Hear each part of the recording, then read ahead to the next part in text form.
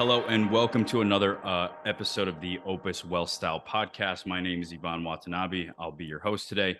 On with us is going to be one of our new team members, great financial planner, Evan Wohl. Evan, what's going on, man? Hey, Yvonne, happy to be here. Thanks for having me. Absolutely. Super excited to get you on the podcast. I know you're going to be a future host and guest going forward. So, we're really excited to get you kicked off here. So today, what we're going to talk about is probably one of the most fundamental pieces to any solid financial plan, right? Is sort of managing, understanding cash flow, right? Mm-hmm. And I know you're particularly expert in this topic. So we wanted to have you on to talk a little bit about your process, some of the different things that you're seeing clients have success with, and some other mistakes that people are generally making as it relates to cash flow, and kind of go from there. Sound good? Awesome. Let's do it. Cool. Why don't you just tell the audience a little bit about yourself for those who don't know, so they get familiar with you and kind of, get to know again a face that they'll see often. Yeah, let's do it. So Evan Wohl, I'm married. I have three young children, 5, 3.5, and 1. So they keep us busy. Yvonne was just talking about how hard he's got it with one kid. So I always laugh when I hear things like that. But, new parent problems. I've been a financial planner all with the same company since I graduated college. So now coming up on 15 years, and all surrounded by great people. I'm super excited to have joined Opus just recently. I think there's a lot of learning and growth personally and professionally ahead, which I'm super excited about. And I'm really excited about talking about cash flow here because especially in the last 2 or 3 years, it has become a really big part of my practice, my conversations with clients. And I'm finding a lot of traction, both in terms of client success, client appreciation, and just real world application. And so, we'll chat about what that means, but it's an exciting topic and conversation because it's real world. Yeah. For those who don't know, I mean, just kind of break down, everybody's hears what cash flow is, right? Or here's the concept of cash flow, but just share a little bit of, some general background on what cash flow is, what it means, and some of your definitions as it relates to cash flow so that everybody's filled in going forward in the conversation. Yeah, absolutely. I think it's critical to start with, definitions and language. So, most people, you can think very simply about cash flow is the movement of money. Money comes into your world, money leaves your world, and money moves around in your world. Most people think about cash flow from a business owner perspective. Like, for example, if you ask any business owner, any successful business owner, what was your profit last year? Most of them, without having to look up any books, they would just know it off the top of their head, right? They're just kind of always embedded in that conversation. I would argue, it's been my experience that most individuals, couples, households, whether they're financially literate or not, most people don't know their personal profit. And I would define personal profit as money in minus money out, right? So how much of your income did you actually keep? That's like personal profit. And most people don't really think that way. I find, for example, like, let's say a client says they're transferring money $500 a month to an investment account. You can look at that statement and see, yep, looks like they're saving $500 a month. But if at the same time their checking account is declining by $500 a month, you're not actually saving anything. You're just transferring money from one bucket to another, from checkings to an investment account. And so there's 3 definitions. Number 1 is inflows, and that's new money coming into your world. The most common is income, right? You're earning incomes, new money. Other inflows could be a family gift, or you win the lottery, for example. And then outflows are just money leaving your world, living expenses, college tuition, things like that. And then there's what we call capital allocations, and that's really just transfers from one account to another. And so transferring from checking to an investment account is not saving money. I identify or define saving money as how much of your income did you keep, and that's really what you want to measure. Yeah, awesome. What are some of the mistakes that you see folks making when they're sort of taking the steps to improve their cash flow? Well, I'd say even before before anything, like the common mistakes I see is just they don't really know, right? When I speak to clients, more so prospective clients, when we're first starting to work together, and I ask, some simple questions: how much you saving every month? How much you spending? Most people can give me a ballpark. Most people can say, we're saving about X per month, but no one, like, it's super rare for me to find someone that can tell me with a high degree of certainty exactly how much they saved last month, exactly how much they saved the prior month. And there's a lot of reasons that go into it, right? Life is always changing. Income is changing. Expenses are changing. Maybe you get a bonus or commission checks. So income's a little higher. You're probably going to save a little more that month. You go on a family vacation, probably going to be spending more that month, or thus saving less that month. And so the first thing is just be aware, right? Know what your numbers are. And we have some proprietary tools to help with that. But that's really the first step. Without awareness, it's hard to make informed decisions going forward. Yeah, and how do you, like, where would you recommend somebody start as it relates to sort of becoming aware? So, the first simple step is just fill out a budget worksheet, right? And while I don't believe budgets work because it's always changing, Yep. you need a starting point, right? So look through your credit card statements, look through your checking account statement, and just come to a number of, all right, this is like an average month, average credit card bills, utilities, mortgage, so on and so forth. That's the starting point. But it's going forward, like how do you maintain that awareness on a regular basis? That's what's really critical. And like I said, we have some tools that I've found to be really helpful for my own personal finances, and thus offering it to clients as well. How often are you having folks sort of look at those numbers, adjust those numbers, run through that? Like how often do you have them doing that exercise? Yeah. So what I found is once I have these clients kind of up and running on their cash flow management, people become much more aware. So at least what I find is in the beginning, they're kind of a little bit more hyper focused. Maybe they go through their expenses, they find some subscriptions that they're not really using, and they cut out a few things. Like when I first started doing this, I cut the cord on cable. I went to streaming, like, simple things. It's not life changing, but I thought when I first started using the cash flow structure I'm talking about, I thought my households spent X. And sure enough, I'm no different than everybody else. After like a month or two, I was like, no, we're spending a lot more than that. I went and had that conversation with my wife, and she wasn't surprised, but I was like, we need to do something about this. But everybody's different. Some people are going to look at it on a regular basis. For me, I'm checking in with clients on a quarterly basis, so once a month, and we're making sure that everything is as it should be, right? You maintain a proper amount of cash and checking and savings. You're not running a deficit. And then, if you are accumulating money, if you're saving money on a regular basis, then it's a simple conversation of how should we allocate it relative to your plan and your situation. But, awareness is key. And then you just kind of go from there, and, hopefully you can make some more informed decisions. Yeah, it's interesting, right? Because what I find is that oftentimes folks will come to us saying, "Hey, listen, how can I retire earlier, or how do I, improve my financial situation, make sure I have a stable retirement?"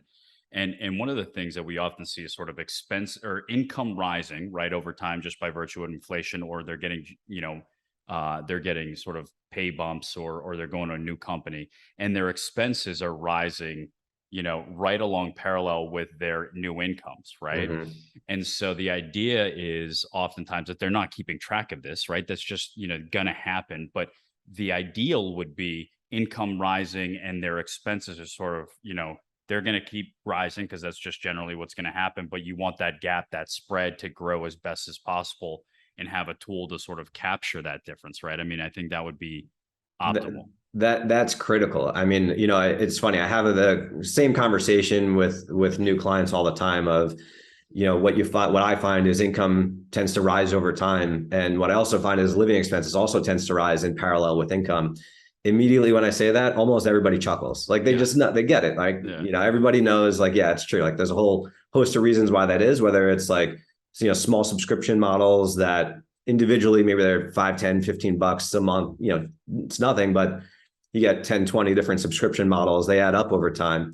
And then, going forward, the more meaningful ones are, you want a nicer lifestyle, right? So you have nicer homes, nicer cars, nicer vacations, maybe upgrade to first class on airline tickets. And people are, they kind of agree. Like nobody has ever disagreed with that statement of living expenses tends to rise with income. Right. And so what you want to do is, if you can change the behavioral finance and just put like an extra step between your income and the rising expenses, where it makes you think about it, right? So one of the things that we do is, if you want to increase your, what we call your baseline, like your standard living expenses every month. So I'm not talking about like a one-time big trip or buy a couch, but like monthly, you want to spend more money every month, go for it. Like, I'll never tell my clients that they can't do that, should spend however, their money however they want. But if you're gonna be a more informed, if you're more aware around your money, around your cash flow, you're gonna be a more informed consumer. And so if you want to spend more money every month, under our structure, under our model, you'll have to actually make the conscious decision to say to yourself and then your spouse, yep, we want to spend more money, and then take the action to change the transfers. And it's just that simple step, right? It's like, I'm going to think about it for at least 1 or 2 seconds, as opposed to what happens now is you get a bonus, you get commission checks, you get raises, money is immediately available for you. Like, you don't have, maybe you have, in your conscious, in the back of your mind, you're like, yeah, should I do this? But like, that's maybe half a second, and that doesn't. And it's funny because I feel like the decisions, that 1 or 2 second decision, or sometimes a much longer one, is only around like the larger lifestyle spends, right? Yeah. Income increases and you're like, okay, maybe I can join that country club, but that's going to cost X for, just the membership entry plus whatever that lifestyle change is going to look like. Or, hey, you're going to put, increase spend on, maybe it's a car purchase, but you were from here to here, and that might take a little bit larger of a decision.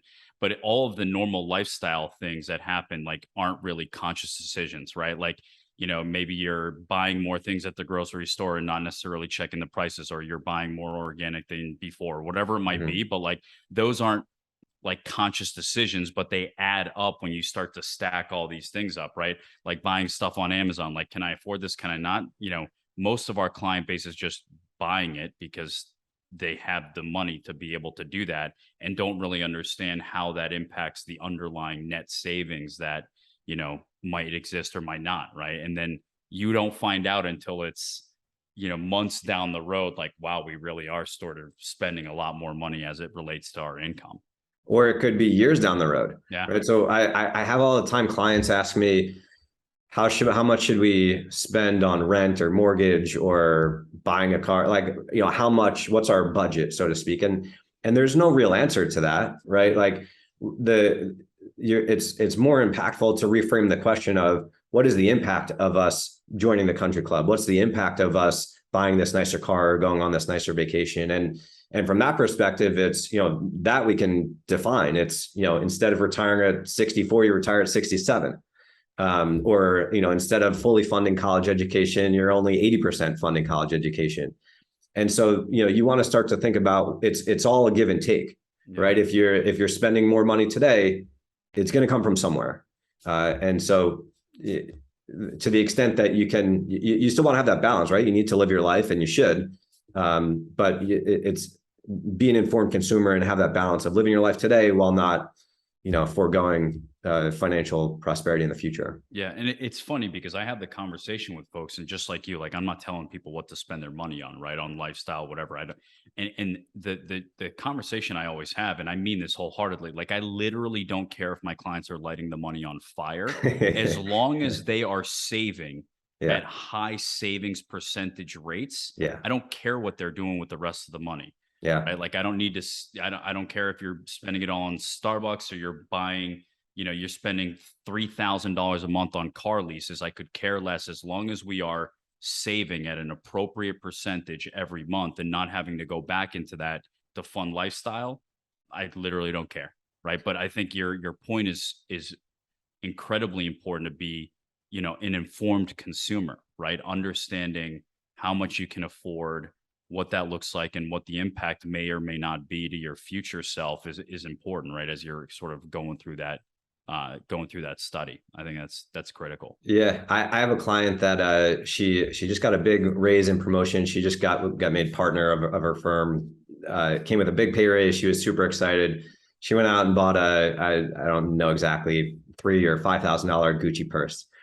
She shared that with me, and she was a little apprehensive. She thought I'd be mad at her or anything. I was like, no, I mean that's awesome. Like you have like, I don't want you to do that every month, right? But like you go, like you get a nice big raise and promotion, treat yourself, like absolutely. And so if you're informed about knowing that you're a great saver, you should absolutely go treat yourself on a nice vacation and have no qualms about it.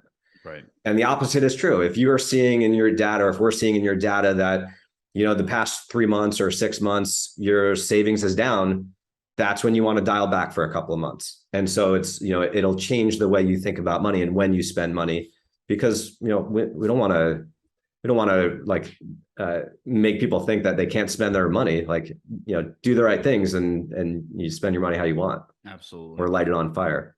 Yeah. Listen, I'll help you spend it. Right. Yeah. Yeah. Why do you think some people are better savers than others? Right. What do you think sort of, drives that conversation? Yeah. It's funny. I often find when I'm dealing with a couple, typically not always the case, but typically one of the spouses is much more analytical and much more money focused, and the other is just like haphazard. And that's probably why they're married, because it's a good balance. What I find is there's a great, I don't know, I guess he would be considered a psychologist named Hal Hershfield. He's got a great TED talk on exactly this, which is how connected do you feel to your future self? Like, if you think about yourself in 10, 20, 30 years, do you really think of that person as you, or do you think of that person as someone else? And that may sound a little hokey or a little weird, but they actually did fMRI brain scans and ask them questions like, here's a picture of you, or think about yourself, and then think about yourself in 20 or 30 years. And the way the brain works is, for most people, their future selves are more like someone else. And to the extent that you can think of your future self as yourself, those are the people that are more forward-looking, that are going to typically be better savers. It's very much true that the money you set aside for today is going to help you in the future, but a lot of times people just don't want to wait. Yeah. And so you need to put yourself in that future mindset. Man, that delayed gratification, or Yeah. that sort of being able to, I delayed gratification, that concept, I completely understand, but I've never heard of sort of, how do you view your future self? Like, how do you connect with that person? Do you think they're somebody else? Or that's incredibly interesting, because I think I have a pretty decent picture of what that looks like, and perhaps that's why sort of I build great savings habits, but maybe it's also because of what it is that we do for a living. But I think that's maybe why we're planners, because we're more future oriented, but not everybody is. Yeah, that's really, really interesting. Any other sort of final thoughts, key takeaways, any things that you want to make sure that we sort of share with the audience as we kind of wrap up this conversation? And I, as I think about it, and how important cash flow is to our process as a planning firm, we're definitely going to have another conversation on this topic. So for the listening audience, be sure to look out for a follow-up episode on this. But for today, any final thoughts, takeaways you want to make sure that we leave? So it's, just in summary, it's like, it's be a more informed consumer, know how much you're spending, know how much you're saving, which again, in this context, is not what you're transferring. It's how much of your income are you keeping? That's how we identify as like how much you're saving. Have no qualms about treating yourself when you're saving a good percentage. And, typically that's about 20% of gross income, of household gross income, but it's different for everyone, right? That's just like the starting point. So for someone who's already done a great job of savings, maybe it's a little less because they're ahead of the game, and vice versa. If they're just getting started at a little later age, then you gotta save some more. So, know when you're saving an appropriate amount, know what that long-term impact is. And if you're gonna, spend some money, just understand the long-term impact of that. And you may have to work with someone like us to run some calculators for you to know that, but at least be in that conversation. Yeah. And then lastly, it's just always update your plan. Whatever you're doing today, a week, a month from now, 2 months from now, life's going to be different, right? Life is always changing. Your cash flow is always changing. And so you always need to be in regular conversation to analyze what you're currently doing, updating your plan to make sure that you're just really maintaining the right balance between how much money do you have in cash, how much money do you have in investments, in retirement accounts or real estate. It's the balance that's really important in all areas of our lives, personal, professional, financial, and you want to kind of maintain that going forward. Absolutely. Awesome. Well, again, Evan, this is going to be the first of many conversations that you and I get to have on the podcast. So we're thrilled to have you on board. And for you, the listening audience, thank you for tuning in. Click subscribe below to be notified when we have our future podcast episodes. And I'll talk to you soon, man. Thank you very much. Thanks a lot.